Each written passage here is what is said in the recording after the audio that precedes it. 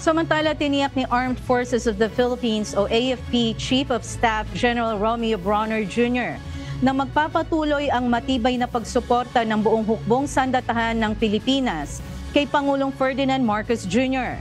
Inilabas ni General Bronner ang pahayag kasunod ng panawagan ni Davao del Norte 1st District Representative Pantaleon Alvarez sa AFP na kumalas na sa pagsuporta kay Pangulong Marcos para mapanatili umano ang kapayapaan at ang pagiging matibay ng bansa.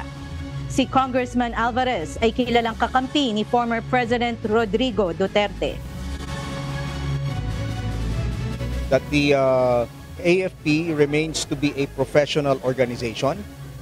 Very clear po yung mandate namin. We will protect the Constitution and we will follow the duly constituted authorities. In other words, we will follow the chain of command.